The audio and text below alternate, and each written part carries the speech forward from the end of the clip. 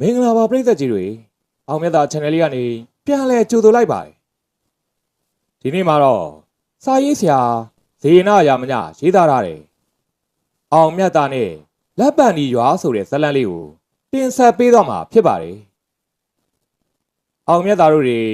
အိမ်မက်ခိုးတစ်စိမ်နဲ့ရင်ဆိုင်အနှံယူပြီးတဲ့နောက်တိတ်ကုန်းရွာမှာပြန်လဲထွက်ခွာလာခဲ့ကြတယ်ရက်တော်ကြာခီးနေလာပြီးတော့တညမှာတော့တော်လန်းဘေးမှာရှိတယ်ဇရက်အိုလေးတစ်ခုမှာအနားယူဖို့အတွက်ဆုံးဖြတ်လိုက်ကြတယ်။ညတိတ်ဆိတ်လုံးနေပြီးတော့လေတိုးတန်နဲ့တေရွက်လှုပ်တံမှအပတခြားအတန်တွေလုံးဝမရှိဘူး။အဲ့ဒီအချိန်မှာပဲတတောက်တောက်ဆိုတဲ့တောင်ဝေးထောက်တန်ခက်မှန်မှန်တစ်ချက်ကိုကြားလိုက်ရတာကြောင့်မောင်ကောင်းကမိတိုင်ကိုမြင့်လိုက်ရာအသက်80အရွယ်ခန့်ရှိတဲ့အမေကိုတူးကအပြုံးဖြော့ဖြော့နဲ့ဇရက်ပေါ်ကိုတက်လာတာမြင်လိုက်ရတယ်အမေကအောင်မြတ်သားတို့ကိုတယောက်ချင်းစစ်စစ်ကြည့်ပြီးတော့ဆရာတို့တွေဒီနယ်မြေထဲမှာရှိသေးရင်ကျမတို့ရွာကိုလဲလာဖို့ဖိတ်ခေါ်ခြင်းပါတယ်အောင်မြတ်သားကအသာပြုံးလိုက်ပြီးတော့အမေကြီးကဘယ်ရွာမှာနေတာတော့အမေကြီးကလက်ပတ်နေရွာမှာနေပါတယ်ဆရာကြီးအမေရဲ့အတန်းကငြိမ်သက်နေတော့လေထူးဆန်းတဲ့ဂုံတိတ်ခါတစ်မျိုးပါဝင်နေတာကိုအောင်မြတ်သားသတိထားမိခဲ့တယ်အဲ့ဒီနောက်အမေအိုကြီးကလက်ပံကြီးရွာလို့မေးလိုက်လို့ရှင်ဒီနယ်တစ်ခုလုံးသိကြပါတယ်ဆရာတို့ဖိတ်တာအန်ရပေးဖို့မဟုတ်ပါဘူးစိတ်ရင်းနဲ့ဖိတ်တာပါအောင်မြတ်သားကအမေအိုရဲ့စကားကြောင့်မျက်နှာကိုစူးစမ်းကြည့်လိုက်ရာသူ့ရဲ့မျက်စိထဲမှာ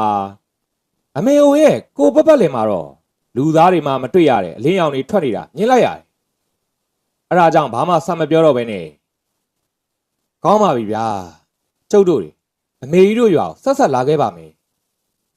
အမေကပြန်ပြုံးပြပြီးတော့တောင်ဝဲကိုအားပြုပြီးဇရက်ပေါ်ကနေဖြည်းဖြည်းချင်းဆင်းသွားခဲ့တယ်ခဏကြာမှတော့ခွန်းလာကအပြင်ဘက်ကိုလှမ်းကြည့်လိုက်ပြီးခုနအမေကြီးကိုမတွေ့တော့ဘူးဒီလောက်ခဏလေးနဲ့ဘယ်ကိုရောက်သွားပါလဲခွန်းလာရဲ့စကားကြောင့်ဘောင်ကောင်းကအပြင်ကိုလှမ်းကြည့်လိုက်ရာဇရက်ရှိတောလန်းမှာတော့လူရိပ်လူရောင်တစ်စက်မှမရှိတော့တာကိုမြင်တွေ့လိုက်ရတယ်ဆရာခုနမိန်းမကြီးတာမန်လူတော့မဟုတ်တော့ဘူးထင်တယ်ဒါတော့ကွာသူနေတဲ့ရွာကိုရောက်လို့ရှင်အเจ้าတော့သိရမှာပေါ့ကွာအဲ့ဒါလိုပြောပြီးတော့စိတ်လက်ဆပရီးကိုသာတကြောက်ကြောက်စိတ်နေခဲ့လိုက်တယ်နောက်တနေ့မနက်အစောမှာတော့အောင်မြတ်သားတို့၃ယောက်ဟာဇရက်ကနေထွက်ခွာလာခဲ့ကြတယ်နေထန်းတစ်ပြားလောက်ရောက်တော့မောင်ကောင်းကညအမေကြီးပြောသွားတယ်လက်ပံကြီးရွာဘယ်ဘက်မှာရှိမလဲဆရာအောင်မြတ်သားကလမ်းဘေးတောကိုတစ်ချက်ကြည့်လိုက်ပြီးတော့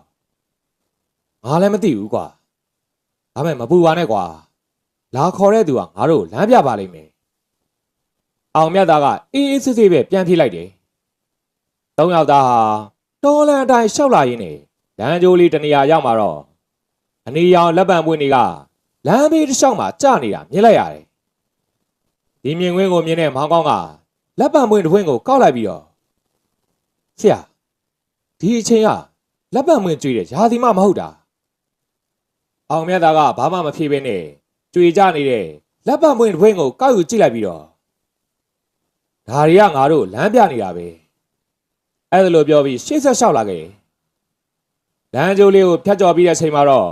လူကြီးနှစ်ဖက်ကကြီးမာတယ်လက်ပံမင်းအိုကြီးတစ်ပင်ကိုတွေ့လိုက်ရတယ်လက်ပံမင်းရဲ့အောက်ချိန်မှာကြောက်တိုင်တိုင်စိုက်ထူထားပြီးတော့လက်ပံဒီရွာဆိုတဲ့စာလုံးကို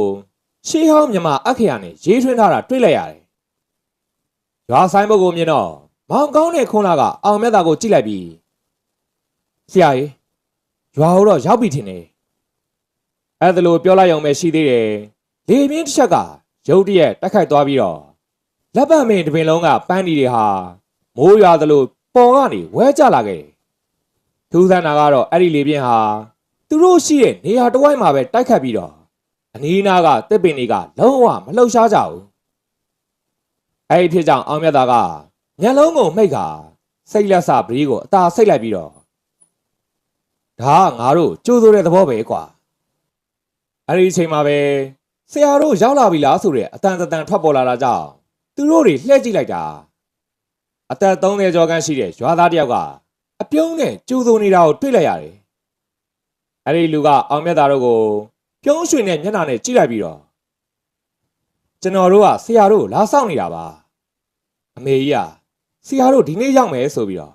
မနေ့တည်းကပြောထားပါတယ်မောင်ကောင်းတဲ့ခွန်လာတို့နှစ်ယောက်ကတယောက်မျက်နှာတယောက်ကြည့်လိုက်ပြီးတော့မနေ့ကပြောထားတာဟုတ်လားအဲ့ဒါဆိုလို့ရှိရင်မနေ့ညဇရက်ကိုလာတဲ့အမေကြီးကမောင်ကောင်းရဲ့စကားကြောင့်ရွာသားကပြုံးလိုက်ပြီးတော့ရွာထဲကိုရောက်ရင်အားလုံးသိရပါလိမ့်မယ်အမေကြီးကဆရာတို့စောင့်နေပါတယ်အဲ့ဒါလိုပြောပြီးရှေ့ကနေဥဆောင်ပြီးရှောက်သားခဲ့တယ်အောင်မြတ်သားကတော့ရွာဝင်လန်းကိုလှမ်းကြည့်လိုက်ရာရွာတရားလုံးကိုပင်းကူအိမ်လိုဖြစ်နေတဲ့ကိုရဲတစ်ခုက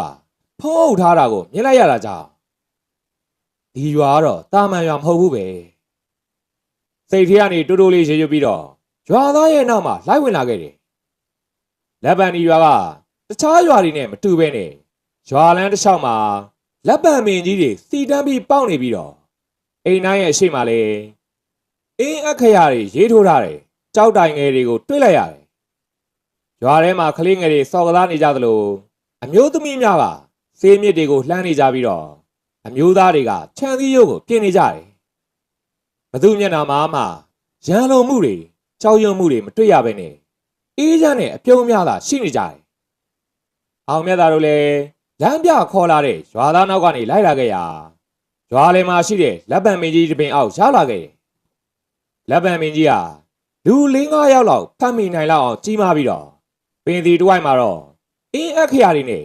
ရှေးဟောင်းမန်နန်သားတွေရေးထိုးထားတဲ့ကြောက်တိုင်တွေဝင်းရံထားတာကိုလည်းမြင်လိုက်ရတယ်လိုက်ပို့တဲ့ရွာသားက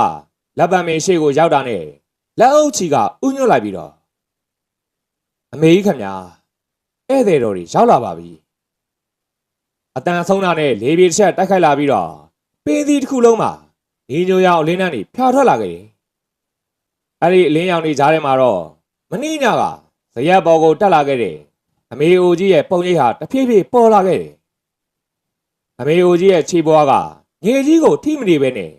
လက်တမိုက်ခန့်မြင်ပြီးတော့လေထဲမှာရက်နေခဲ့သလိုသူမရဲ့ပတ်ပတ်လည်မှာလည်းညီဝါရောင်အလင်းဆက်တွေလဲပတ်နေပြီးတော့ညလုံးတွေကတိမ်ငှက်တကောင်လိုစူးရှတောက်ပနေခဲ့တယ်အမေအိုကြီးကိုမြင်တော့အောင်မြတ်သားကနှစ်လို့ပဲပြုံးပြလိုက်ပြီးရွာသားနဲ့ကိုဂါရဝပြုပါတယ်အမေအိုကပြန်ပြုံးပြပြီးတော့တားလေမင်းကငါ့ကိုတီးသားပဲ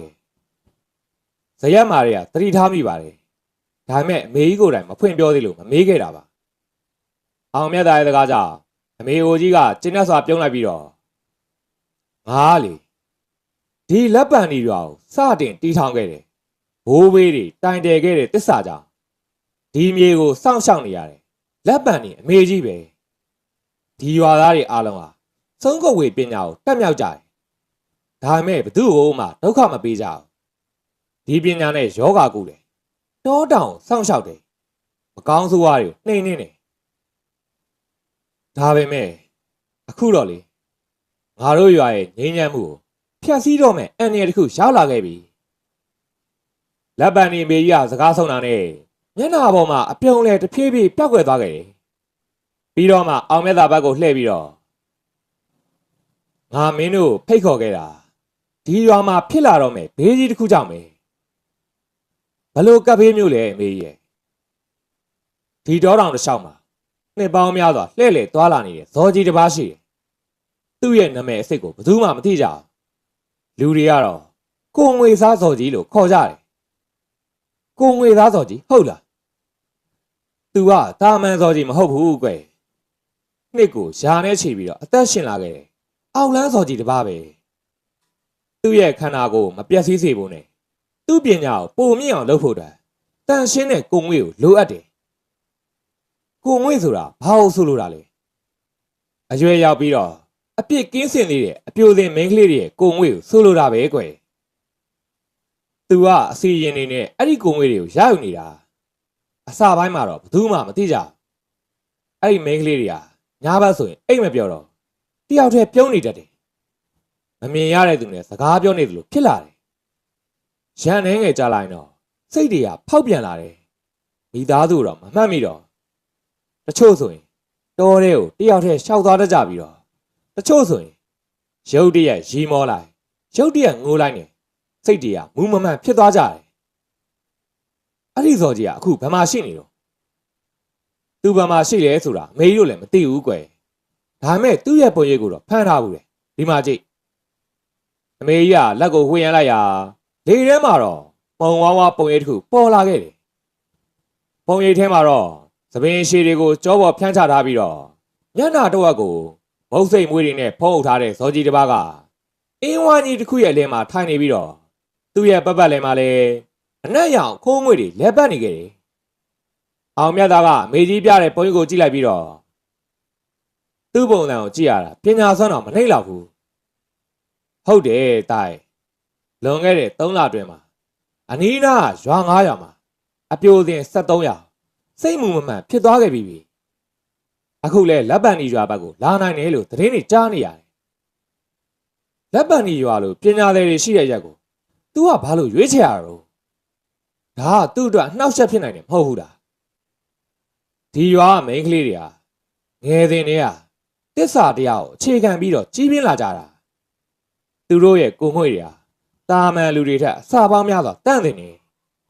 အဲ့ဒါကြောင့်မလို့ तू ကဒီရွာကိုမျက်စိကျနေရပြီသူ့ကိုအမေကြီးနေနဲ့တားလို့မရဘူးလားငါကဒီရွာကိုစောင့်ရှောက်နိုင်တယ်ဒါပေမဲ့ရွာသားတွေရဲ့စိတ်ဝိညာဉ်ကိုထိုးဖောက်တယ်အောင်လန်းအစီအနေကိုတော့တယောက်တည်းမတားနိုင်ဘူးတားရဲ့လက်ပံဒီရွာအမျိုးသမီးငယ်တွေကိုကဲပေးပါကိုငွေစားစော်ကြီးရဲ့ကျင့်နေတာပြီးမြောက်သွားရင်ဒီနယ်တစ်ခုလုံးဟာဘေးဒုက္ခကြားရောက်သွားလိမ့်မယ်အမေအိုကြီးရဲ့စကားကြောင့်အောင်မြတ်သားကခေါင်းငိမ့်လိုက်ပြီးတော့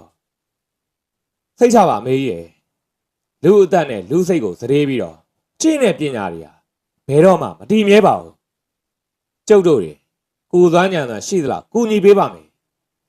အဲ့ဒါလိုပြောပြီးတော့တာယာလှပနေတဲ့လက်ပံဒီရွာတွေကိုလှည့်ကြည့်လိုက်တယ်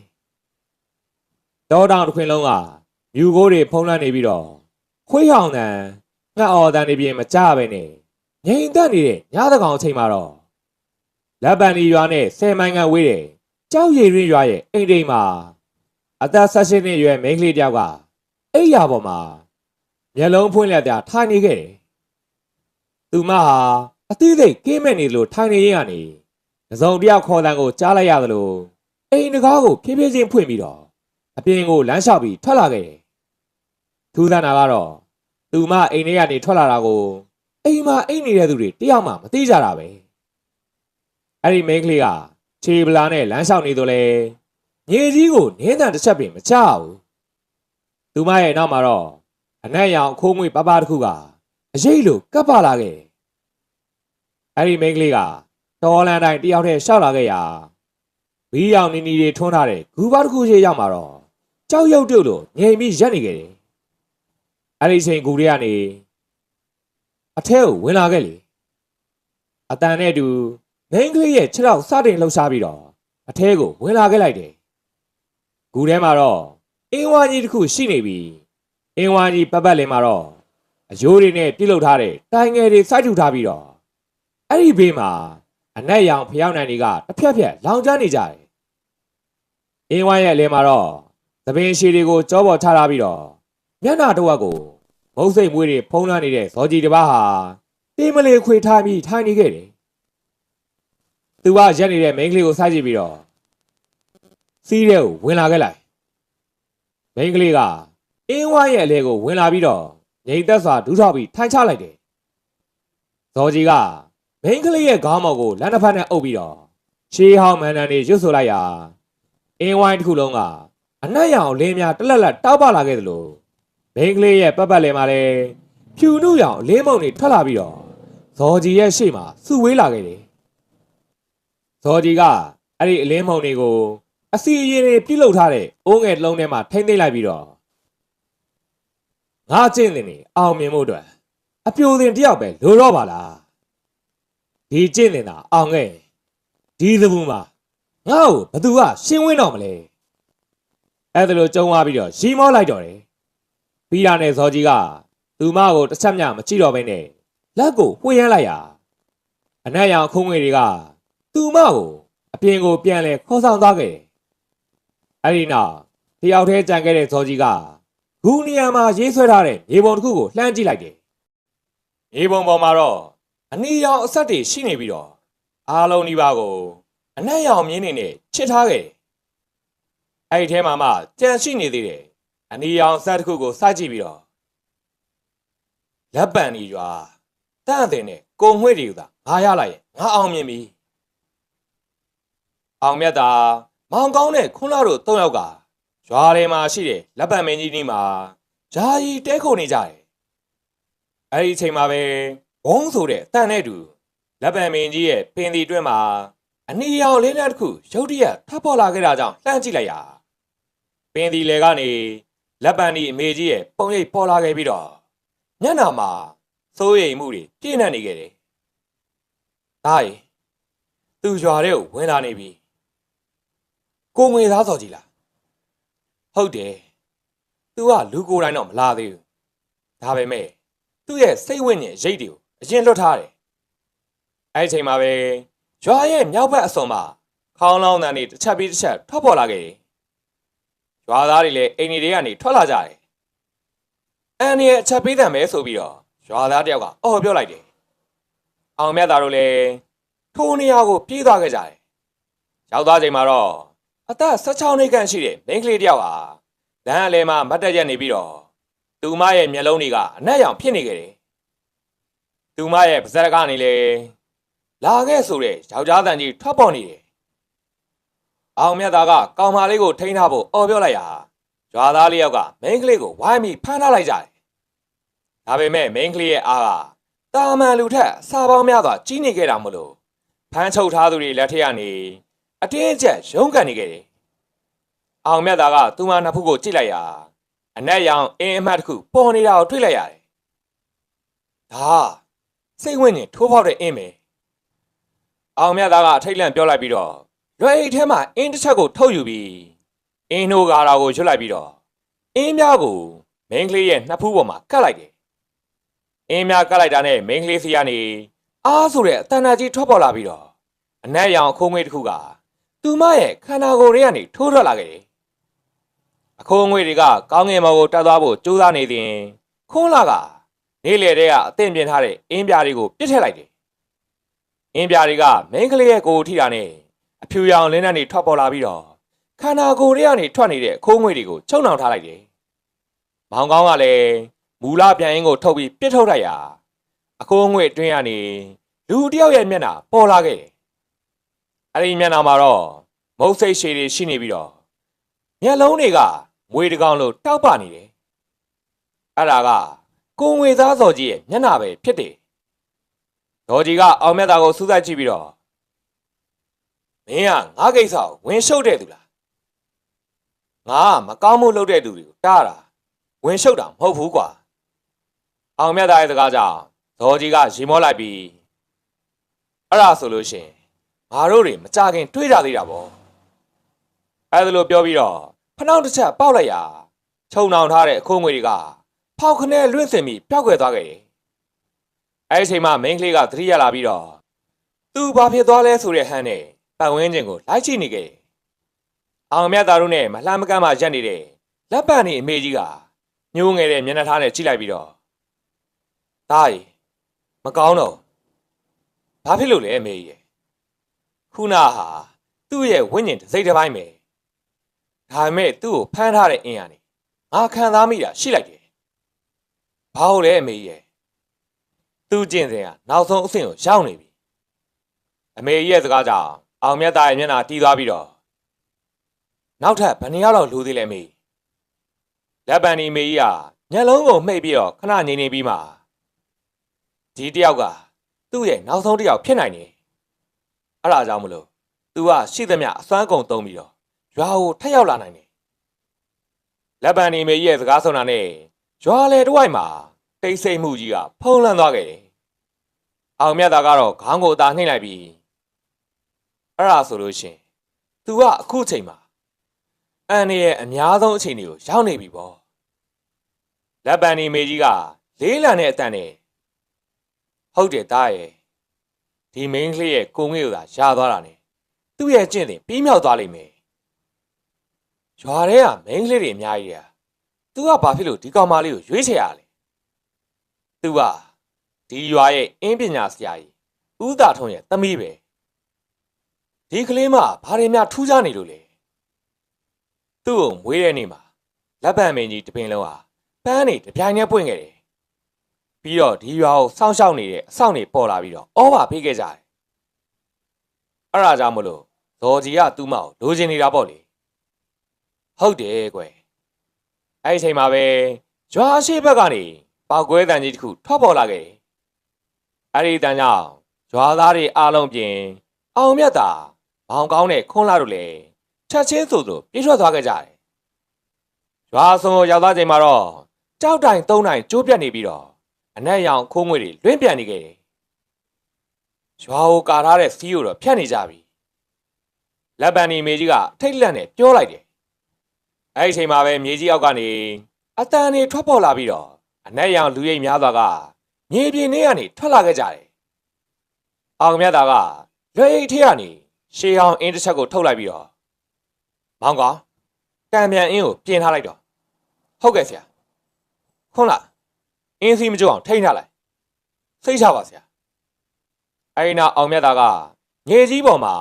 အင်းဆက်ဝိုင်းတစ်ခုကိုရေးဆွဲလိုက်ပြီးတော့မန်နန်တဲ့ပုတ်ကိုရွတ်လိုက်ရာအင်းထဲကနေရွှေရောင်လင်းနဲ့ထွက်ပေါ်လာခဲ့တယ်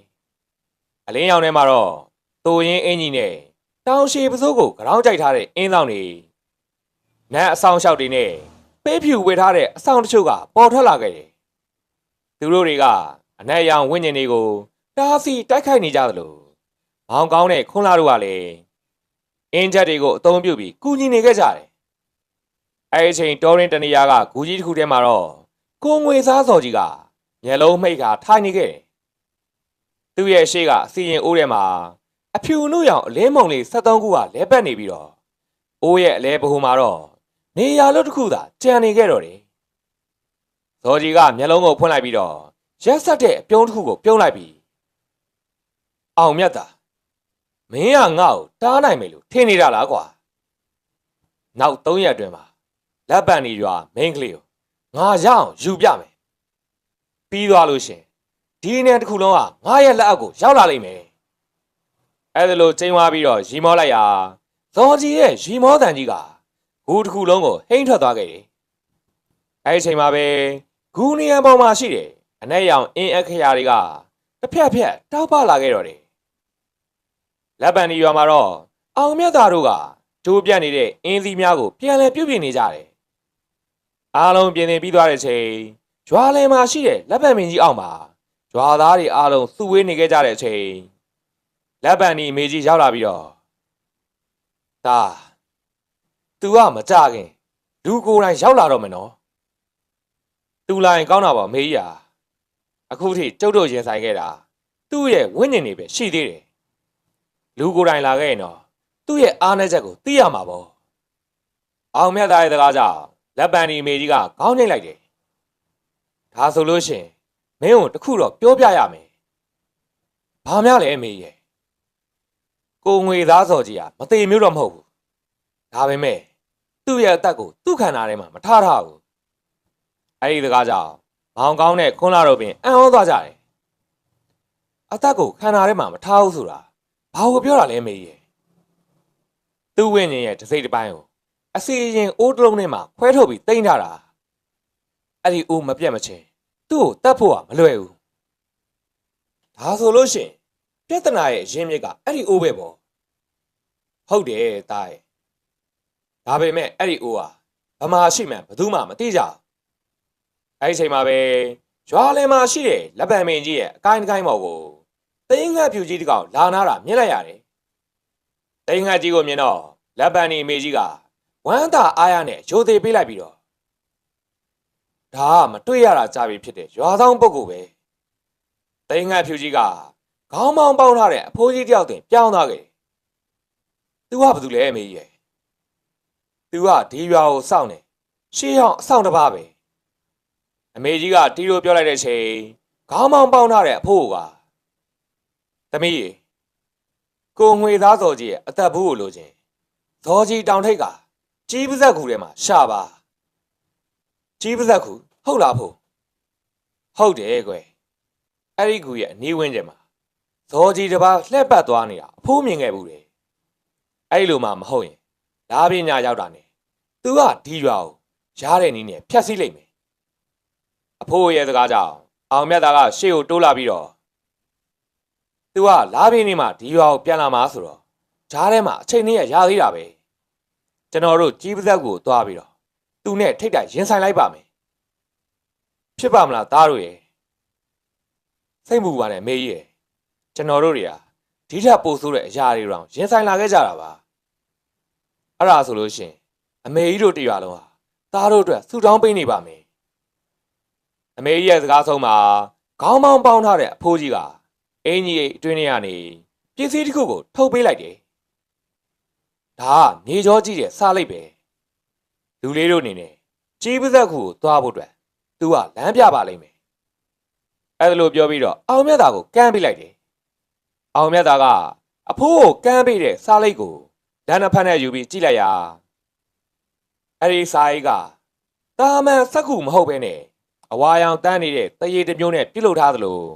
အပြင်ဘက်မှာလည်းရှေးအောင်အင်းအက်ခရတွေရေးထိုးထားတာမြင်လိုက်ရတယ်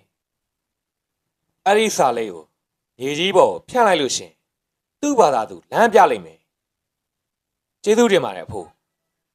အောင်မြတ်သားရဲ့စကားကြောင့်အဖိုးကပြုံးလိုက်ပြီးတော့အချိန်သိမ့်မရှိတော့လူလေးရဲ့လာပြီးနေမတိုင်ခင်သူ့အစွမ်းနေမပေါ်ခင်မှာနှိမ်နှင်းကြပါထို့သောပြောပြီးတာနဲ့အဖိုးရဲ့ကိုခန္ဓာကတဖြည်းဖြည်းချင်းလေးမုံများဖြစ်ကွဲထွက်သွားပြီးတော့သိန်းငှက်ဖြူကြီးအသွင်ပြန်ပြောင်းပြီးကောင်းငင်မော်ကိုပြန်တက်သွားခဲ့တယ်နောက်တနေ့မနက်မှာတော့အောင်မြတ်သာမောင်ကောင်းနဲ့ခွန်းလာတို့၃ယောက်ဟာကြီးပဇက်ကူကိုရှာဖို့အတွက်ပြင်ဆင်နေကြတယ်။ရွာသားတွေလည်းခရီးဆောင်ရိတ်ခါတွေဆေးမြစ်တွေနဲ့အင်းများတွေကိုပေးကြတယ်။ဦးသားထုံးကလည်းသူ့သမီးကိုကြည့်ပြီးတော့ဆရာတို့ရဲ့ကျွန်တော်သမီးလေးကိုကယ်ပေးပါနော်။အောင်မြတ်သာကကျုပ်အသက်ရှိနေသေးကြိုးစားပေးပါမယ်။အဲ့ဒါလိုပြောပြီးတော့၃ယောက်သားရွာပြင်ကိုထွက်လာခဲ့ကြတယ်။ရွာနေထွက်လာပြီး9မိုင်လောက်ရောက်မှာတော့အောင်မြတ်သာကစာလိပ်ကိုမြေကြီးပေါ်ဖြန့်လိုက်ရာစာလိပ်ပေါ်မှာရှိတဲ့အင်းအက်ခရာတွေကရွှေရောင်တောက်ပလာပြီးတော့မြေပုံတစ်ခုပေါ်ထွက်လာခဲ့တယ်။မြေပုံရဲ့လယ်မှာအနီရောင်ဆက်တစ်ခုလင်းလက်နေပြီးတော့အဲ့ဒီဆက်စီတို့ရွှေရောင်မြင်းတစ်ချောင်းကဖြည်းဖြည်းချင်းရွှေလျားနေခဲ့တယ်။ရွှေရောင်မြင်းပေါ်မှာတော့ခြေရာ၃ခုကမိတ်တုံနဲ့ပေါ်နေခဲ့တယ်။အနီရောင်ဆက်ကကြီးပဇက်ကိုရှိတဲ့နေရာပဲ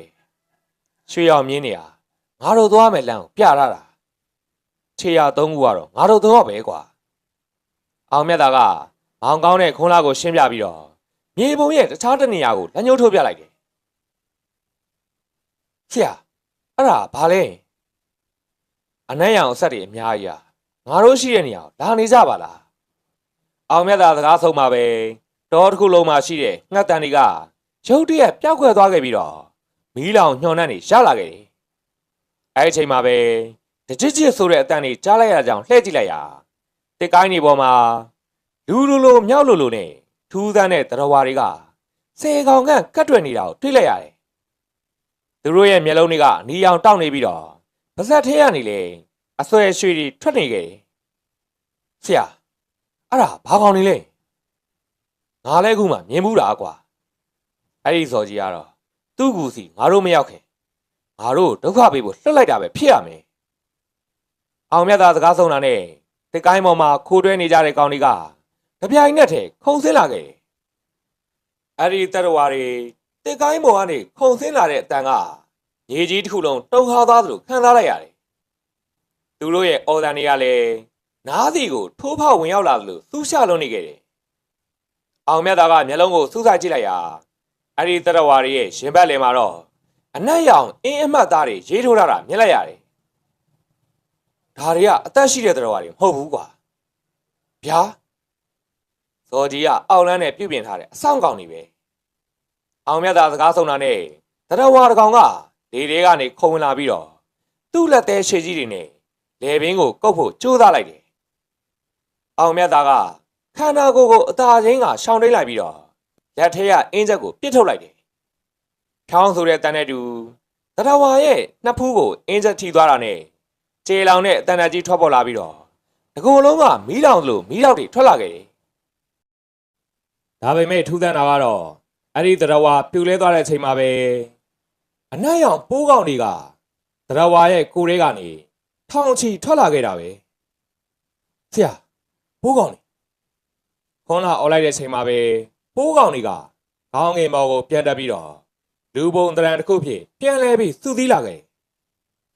အဲ့ဒီလူရဲ့ပုံရိပ်ကတော့ကိုငွေသားဇော်ကြီးရဲ့အရေးပဲဇော်ကြီးကအောင်မြတ်သားတို့ကိုစားမတက်ဝါမတက်စိုက်ကြည့်ပြီးတော့အနေရောင်ဆေးလုံးလေးလုံးကိုမြေကြီးပေါ်ပစ်ချလိုက်ရာမြေကြီးတွေကနေအနက်ရောင်မြူကိုတွေထွက်ပေါ်လာခဲ့တယ်ခဏတွင်းမှာပဲတောအုပ်ကြီးတစ်ခုလုံးပျောက်ကွယ်သွားသလိုဖြစ်သွားပြီးတော့သူတို့၃ယောက်ဟာတခြားနေရာတစ်ခုတည်းရောက်နေတာကိုသတိထားမိလိုက်တယ်သူတို့မြင်လိုက်ရတာက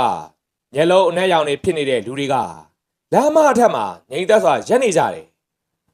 သူတို့ရဲ့လယ်မှာတော့အယိုးတွေနဲ့စောက်ထားတဲ့ပလင်ကြီးတစ်ခုရှိနေပြီးပလင်ရဲ့ပေါ်မှာကိုငွေသားစော်ကြီးကထိုင်နေခဲ့တယ်ဟာဟာဟာဟာဟာဟာဒီဟာငါကျင့်တဲ့အောင်မြင်သွားရင်ဖြစ်လာမဲ့ကဘာပဲကွာလူတွေရဲ့စိတ်ဝိညာဉ်အားလုံးဟာငါလက်အောက်ကိုရောက်လာလိမ့်မယ်အဲ့ဒီတန်ကြီးကနေရာအနှံ့ကိုပဲ့တင်ထပ်နေခဲ့တယ်အောင်မြတ်သားကပတ်ဝန်းကျင်ကိုတစ်ချက်ကြည့်လိုက်ပြီးတော့ဒါကသူပြစ်ချင်တဲ့အကြောင်းပုံဖော်ထားတာပဲကျွန်တော်တို့ဒီထဲကနေဖောက်ထွက်မှရမယ်ဆရာမောင်ကောင်းရဲ့စကားကြောင့်အောင်မြတ်သားကလယ်ဘေးမှာလွယ်ထားတဲ့ပတိကိုဖြုတ်လိုက်ပြီးတော့ကျွန်ုပ်ဒီခုနှစ်ရက်သားသမီးတွေရဲ့အကျိုးမိမိအကျိုးကဲ့သို့သဘောထားပြီးတော့ကိုကြီးဆောင်ရွက်ပေးခဲ့ပါသည်ဤမှန်ကန်တဲ့တစ္ဆာစကားကြောင့်တားစီပိတ်ပင်ထားတဲ့အရာတွေပပျောက်ပါသေးတာအောင်မြတ်သာရွတ်ဆိုလိုက်ရာပတိတကုန်းလုံးမှာရွှေရောင်အလင်းနဲ့ထွက်လာခဲ့ပြီးတော့လမ်းကိုပျောက်ကွယ်အောင်လှုပ်ထားတဲ့အရာတွေပျောက်ကွယ်သွားခဲ့တယ်အဲ့ဒီဖြစ်ကြောင့်ဇော်ကြီးရဲ့ပုံရိပ်ရောင်ကရုတ်တရက်မျက်နှာပြတ်သွားပြီးတော့မဖြစ်နိုင်ငါ့ရဲ့ပညာဒီလောက်လွယ်လွယ်နဲ့ဖျက်လို့မရအန်အော်တကြီးရေရွတ်ပြီးတော့ဖြတ်ခနဲ့ပျောက်ကွယ်သွားခဲ့တယ်အဲ့ဒီအချိန်မှာပဲအောင်မြတ်သားရဲ့လက်ထဲမှာရှိတယ်မြေကြောကြည့်စားလိုက်ကရုတ်တရက်တောက်ပလာခဲ့ပြီးတော့ကြီးကန်းပါဇက်ပုံစံရှိတယ်ဂူတစ်ခုရဲ့ပုံရိပ်ကထင်းထင်းကြီးပေါ်လာခဲ့တယ်ကြီးကန်းပါဇက်ပုံစံရှိတယ်ဂူကြီးရဲ့ပုံရိပ်ပေါ်လာတာနဲ့အောင်မြတ်သားကစားလိပ်ကိုတေချာစိုက်ကြည့်လိုက်ပြီးတော့ကြီးပါဇက်ကိုတော့ရောက်တော့မယ်ကွာစားလိပ်ပေါ်ကရွှေရောင်မြင့်ဟာတောင်တန်းတစ်ခုစီဥတီနေပြီးတော့အနီရောင်ဆက်ကလည်းတဖြည်းဖြည်းကြီးလာနေခဲ့တယ်အဲ့ဒါဆိုရင်မြန်မြန်သွားတာပေါ့ဆရာကြီးမောင်ကောင်းကပြောလိုက်ရာအောင်မြတ်သားကခေါင်းငိမ်ပြီးတော့ရှေ့ကိုဆက်လျှောက်လာခဲ့တယ်အောင်မြတ်သားတို့လည်းလမ်းပြမြေပုံရဲ့ကူညီကြညမောင်သာပြူလာချိန်မှာပဲကြီးပါဇက်ကိုရှေ့ကိုရောက်လာခဲ့တယ်ဂူပေါကြီးကကြီးကန်းတကောင်ပါဇက်ဟာတာသလိုဖြစ်နေပြီးတော့အတွင်းထဲမှာအနီရောင်လင်းဖြော့ဖြော့တွေထွက်ပေါ်နေခဲ့တယ်မင်းတို့ရောက်လာမယ်ဆိုတာငါသိပြီးသားပဲအတန်ကဂူတွင်းကနေပဲ့တင်ပြီးထွက်လာခဲ့တယ်အတန်ဆုံးတာနဲ့ဂူရှိမြေပြင်ကပေါက်ကွဲထွက်သွားပြီးတော့အနက်ရောင်အယိုးစစ်သည့်အကောင်တရားခန့်ပေါ်လာခဲ့တယ်သူတို့ရဲ့မျက်လုံးတွေမှာအစိမ်းရောင်မီးတောက်တွေတောက်လောင်နေပြီးတော့လက်ထဲမှာလည်းကြောက်ဓားကြီးတွေကင်ဆွဲထားကြတယ်ဇော်ကြီးကသူဖန်ဆင်းထားတာတွေကိုကြည့်လိုက်ပြီးတော့ငါစီကိုရောက်ဖို့ဆိုရင်သူတို့အရင်ကြော်ဖြတ်ခဲ့ဦးအဲ့ဒါလိုပြောပြီးတော့ဂူထဲကိုလှစ်ခနဲ့ပြေးဝင်သွားခဲ့တယ်ဆရာသူတို့ကျွန်တော်တို့ရင်ဆိုင်ထားလိုက်မယ်အလုံးနဲ့မောင်ကမင်းတို့ငါးနောက်မှာပဲနေကြအောင်မြတ်သားကသူတို့စီပြေးဝင်လာတဲ့အယိုးစုတွေကိုရင်ဆိုင်မှုအတွက်အင်းချက်တွေကိုယူလိုက်တဲ့ချိန်ခေါင်းငင်မောကနေတိန်းငံအော်တန်တစ်ချက်ထွက်ပေါ်လာခဲ့တယ်တိန်းငံဖြူကြီးတစ်ကောင်ကခေါင်းငင်မောကနေဆင်းသက်လာပြီးတော့အယိုးစစ်တီတွေရှေ့ရောက်မှာလူအိုကြီးတွင်ပြောင်းသွားခဲ့တယ်လူလေးတို့ဒီအယိုးစစ်တီတွေကိုငါထိန်းထားလိုက်မယ်မင်းတို့ဂူထဲကိုဝင်ပြီးတော့အသက်ဖူးကိုဖျက်ဆီးလိုက်ကြကျေးဇူးတင်ပါတယ်ဖိုးအောင်မြတ်သားကပြောလိုက်တာနဲ့လူအိုကြီးကတောင်ဝေးကိုမြေကြီးပေါ်စောင့်ချလိုက်ရာရွှေရောင်လင်းလှန်းကြီးကထွက်ပေါ်လာပြီးတော့အယိုးစစ်တီတွေကိုရစ်ပတ်ပြီးဆွဲခေါ်သွားခဲ့တယ်အောင်မြတ်သားတို့၃ယောက်ကလည်းအဲ့ဒီအချိန်တွေကိုအခွင့်ကောင်းယူပြီးတော့ဂူတွင်းထဲကိုပြေးဝင်လာခဲ့ကြတယ် ဘူးထဲမှာတော့အနက်ရောင်ကြောက်စင်ကြီးတစ်ခုရှိနေပြီးအဲ့ဒီကြောက်စင်ပေါ်မှာအစီရင်အိုးတစ်ခုတင်ထားတာတွေ့လိုက်ရတယ်။အိုးရဲ့ထဲမှာဖြူနုရောင်အလင်းမုံလေး73ခုဟာလှည့်ပတ်နေတယ်။ဒါကအသက်အိုးပဲ။အောင်မြတ်သားကပြောလိုက်တဲ့ချိန်မထိနဲ့ဆိုတဲ့အတန်းနဲ့တူအနက်ရောင်မီးတောက်ကြီးတစ်ခုကကြောက်စင်အနောက်ကနေပေါ်ထွက်လာခဲ့တယ်။အဲ့ဒီမီးတောက်တွေကြားထဲကကိုငွေသားစော်ကြီးကိုယ်တိုင်ထွက်ပေါ်လာခဲ့တယ်။သူ့ရဲ့မျက်လုံးတွေကသွေးရောင်တောက်နေပြီးတော့သူ့ကိုယ်ရဲ့ပတ်ပတ်လည်မှာအနီရောင်ခိုးငွေတွေကရှစ်ပတ်နေခဲ့တယ်။စော်ကြီးကအောင်မြတ်သားတို့ကိုစိုက်ကြည့်ပြီးတော့မင်းတို့တွေဟာကိုယ်သေးတွင်ကိုလာတူးကြတာပဲ။ကဲသေဖို့သာပြင်ထားကြတော့စကားဆုံးတာနဲ့စော်ကြီးရဲ့လက်နှစ်ဖက်ကနေအနက်ရောင်မီးတောက်တွေတဟုန်တောက်လောင်လာပြီးတော့အနက်ရောင်မီးလိုင်းကြီးတစ်ခုကအောင်မြတ်သားတို့ဘက်ကိုဓာတ်ရိုက်ပြေးဝင်လာခဲ့တယ်။ဆရာသတိထားမောင်ကောင်းអော်လိုက်ချိန်မှာပဲအောင်မြတ်သားကလက်နဲ့ဆွဲယူပြီးပြစ်လိုက်ရာမီးတောက်ကြီးကဂူနီယံနဲ့ထိပြီးပောက်ကွဲသွားခဲ့တယ်။ဟမ်မင်းကငါမီးကိုတားနိုင်တယ်ပေါ့လေ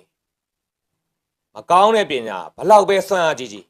တစ္ဆာတရားကိုမကြော်နိုင်ဘူးကွာ။တစ်ခါလာလဲတစ္ဆာတရားနှစ်ခါလာလဲတစ္ဆာတရားဒီလောက်တောင်တစ္ဆာကိုအားကိုးလို့ရှင်ငါရဲ့ပညာကိုတားကြည့်ကြတယ်။ဇော်ကြီးကယူသွတ်တလို့ရီမောလိုက်ပြီးတော့လက်ကိုမြှောက်လိုက်ရာဂူနီယံတစ်ခုလုံးမှာရှိတဲ့အင်းအခရာတွေအသက်ဝင်လာပြီးတော့အနက်ရောင်မွေကြီးဖြစ်အသွင်ပြောင်းသွားပြီးအောင်မြတ်သားတို့စီခုံဝင်လာခဲ့တယ်။ခွန်လာကချက်ချင်းဆိုသလိုပဲ16ခွက်အင်းချက်ကိုထုတ်ယူကပြစ်လိုက်တယ်ဆိုရင်ပဲလေးတောင်ပိုက်ကွန်သဖွယ်ဖြစ်နေတဲ့အပြူရောင်အလင်းလန်းတစ်ခုပေါ်လာပြီးတော့မွေကြီးကိုရှေ့ဆက်တိုးမြောင်ချုံနှောင်ထားလိုက်တယ်။အဲဒီအချိန်မှာမောင်ကောင်းကလောင်မီးအင်းကိုထုတ်ယူပြီးတော့မွေကြီးဘော်ကိုပြစ်တင်လိုက်ရာခွန်လာရဲ့အစီရင်ထဲမှာပိတ်မိနေတဲ့မွေကြီးကမီးကိုဖြစ်ပြိုကွဲပြီးပျောက်ကွယ်သွားခဲ့တယ်။မောင်ကောင်းနဲ့ခွန်လာတို့ရဲ့ပညာစွမ်းအောင်မြင်တဲ့ဇော်ကြီးကမျက်စိမျက်နှာပြတ်သွားပြီးတော့ကြောက်စင်ပေါ်မှာရှိတဲ့အိုးကိုကောက်ယူပြီးတော့တယောက်ပဲလိုတော့တာဒီလားပညာကြောင့်ငါအောင်မြင်တော့မှာအဲ့ဒါလိုရေရွရင်းနဲ့ထွက်ပြေးဖို့လို့ဂူရဲ့ပြင်ဘက်မှာတိန်ငက်အော်လန်ကြီးအတန်ကထွက်ပေါ်လာခဲ့တယ်အတန်နဲ့တူဂူမျက်နှာချက်ပေါ်ကနေအလင်းတန်းတစ်ခုထိုးဆင်းလာပြီးတော့အဲ့ဒီအလင်းတန်းထဲမှာလက်ပံဤအမေကြီးနဲ့ရွာသားပညာသည်တွေရဲ့ဝိညာဉ်တွေကိုမြင်လိုက်ရတယ်အမေကြီးတို့ဘလို့ဖြစ်ပြီးတော့ရောက်လာတာလေသားတို့စိတ်မချလို့အမေကြီးနဲ့ရွာသားတချို့လိုက်လာခဲ့တာကဲအချိန်ကြပြီထွက်ပြေးဖို့လုပ်နေတဲ့သူကိုဖမ်းလိုက်ရလက်ပံဒီမေကြီးကအော်ပြောလိုက်ရာအောင်မြတ်သားကသုံးမြောက်စမနှစ်ချက်ကိုလောက်ဝါပေါ်တင်ပြီးတော့ဖျန်းထုတ်လိုက်တယ်ဆိုရင်ပဲစမထဲမှာပါတဲ့အခရာတွေကကြီးစံနေလို့အရှင်ဟုံနဲ့လွတ်ထွက်သွားပြီးတော့ထွက်ပြေးဖို့လုပ်နေတဲ့ဇော်ကြီးရဲ့ခန္ဓာကိုယ်ရဲ့ကိုထိုးဖောက်ပြီးဝင်ရောက်သွားခဲ့တယ်အလားတူပဲလက်ပံဒီမေကြီးတို့စီးရနေလေပြိုးပြိုးပြက်ပြက်ထနေတဲ့ဆက်ရောင်တွေက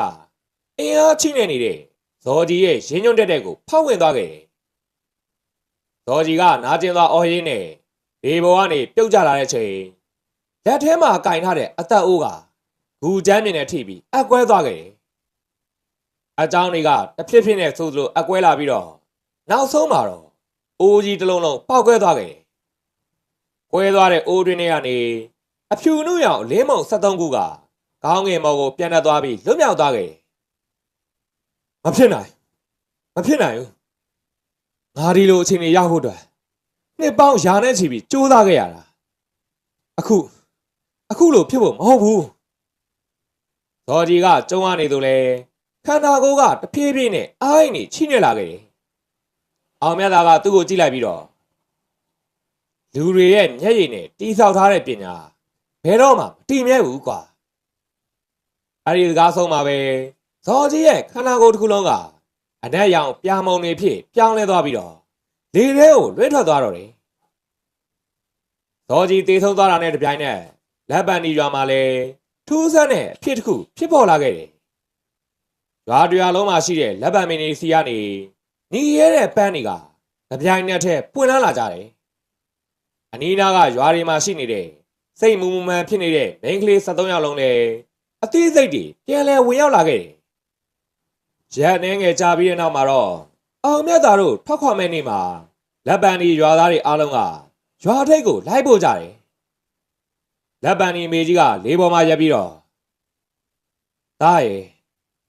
လက်ပံဒီရွာလေမင်းတို့ရဲ့ကျေးဇူးဘယ်တော့မှမမေ့ပါဘူးနောက်ကြုံရင်လည်းဝင်လဲကြပါအောင်မြတ်သားကခေါင်းငိမ့်ပြပြီးတော့အမေကြီးနဲ့ရွာသားတွေကိုနှုတ်ဆက်ပြီးရွာတွေကနေထွက်လာခဲ့တော့တယ်အဲ့ဒီနောက်အောင်မြတ်သားမောင်ကောင်းနဲ့ခွန်းလာတို့၃ယောက်လေနောက်ထပ်ကြုံတွေ့ရအောင်မယ်ပြည့်ဝက်စမ်းကြတဲ့အဖြစ်အပျက်တွေကိုရင်ဆိုင်မှုအတွက်လမ်းခီးသေးတစ်ခုစီဆက်လက်ထွက်ခွာသွားကြတော့တယ်ဒီလိုနဲ့တလားလောက်ကြာမှာတော့ဆရာတပည့်တွေအနေနဲ့စကိုင်းတိုင်းအတွင်းမှာရှိတယ်ခင်ဦးဆိုတဲ့မြို့လေးစီရောက်လာခဲ့ကြတယ်အဲ့ဒီမြို့လေးအတွင်းမှာရှိနေတဲ့တရက်ကန်ဆိုတဲ့ရွာလေးမှာတော့လွန်ခဲ့တဲ့နှစ်ပေါင်း60လောက်ထဲဟာကျောင်းထိုင်ဘုန်းကြီးတွေတော့မထိုင်ရတဲ့ကျောင်းထိုင်ကြတဲ့ဘုန်းကြီးတွေရောတခြားတန်ဃာတွေပါအကြောင်းရင်းမရှိပဲတေဆုံးကုန်တယ်ဘုန်းကြီးကျောင်းတရားစီရောက်လာခဲ့ကြတယ်ဒီပြဿနာရဲ့ဇင်းမြစ်ကဘာလဲဆိုတာကိုတော့အောင်မြတ်တာနဲ့လူသားလဲတဲ့ဘုန်းကြီးကျောင်းဆိုတဲ့ဇလန်းလေးကိုစောင့်မျှော်အားပေးကြပါအောင်ခင်ဗျာဆုံးထိနားဆင်ပေးကြတဲ့ပြည်သက်ကြီးအားလုံးကိုကျေးဇူးထူးပဲတင်ရှိပါတယ်အောင်မြတ်တာဇလန်းတွေကိုနှစ်သက်သဘောကြရဲဆိုရင်ဖြင့်ကျွန်တော်တို့ရဲ့ channel လေးကို like and subscribe လုပ်ထားပေးကြပါအောင်ခင်ဗျာ